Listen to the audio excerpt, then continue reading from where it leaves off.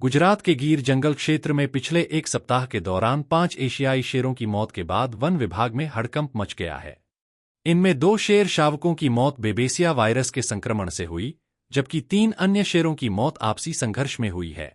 गुजरात के वन मंत्री मुलुभाई मोडवाडिया ने शेरों की मौत की पुष्टि करते हुए कहा कि गिर जंगल में किसी महामारी या बड़े बीमारी प्रकोप जैसी स्थिति नहीं है।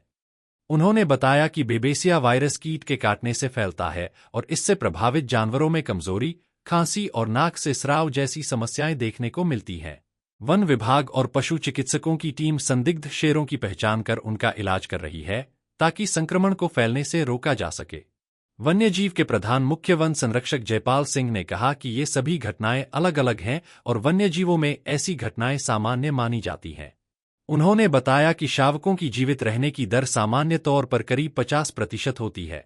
गौरतलब है कि वर्ष 2018 में गुजरात में कैनाइन डिस्टेंपर वायरस और प्रोटोजोल संक्रमण के कारण 1 महीने के भीतर 11 शेरों की मौत हुई थी।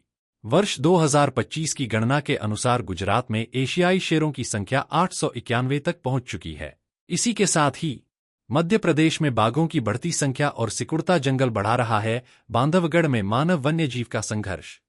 आपको बताते चले कि मध्य प्रदेश के उमरिया जिले स्थित बांधवगढ़ टाइगर रिजर्व में बाघों की लगातार बढ़ती संख्या अब मानव वन्यजीव संघर्ष की बड़ी वजह बनती जा रही है।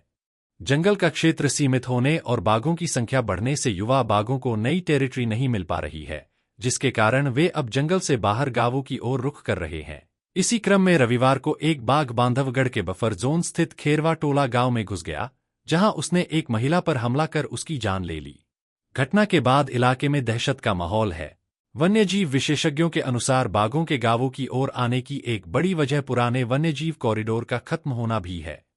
बांधवगढ़ को संजय दुबरी, कान्हा और अचानकमार टाइगर रिजर्व से जोड़ने वाले जंगल के रास्ते अब मानव बस्तियों, खेती, रेल लाइनों और सड़कों के कारण बाधित हो चुके हैं।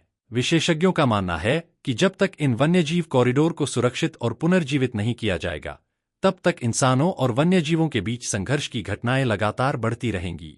वर्ष 2022 की गणना के अनुसार बांधवगढ़ टाइगर रिजर्व में 135 बाघ थे, जिनकी संख्या अब बढ़कर 150 से अधिक हो चुकी है। एक वयस्क बाघ को भोजन, पानी और सुरक्षित आश्रय के लिए 20 से 100 वर्ग किलोमीटर तक क्षेत्र की आवश्यकता होती है। ऐसे में सीमित जंगल क्षेत्र में बढ़ती संख्या वन्यजीव प्रबंधन के लिए बड़ी चुनौती बन गई है।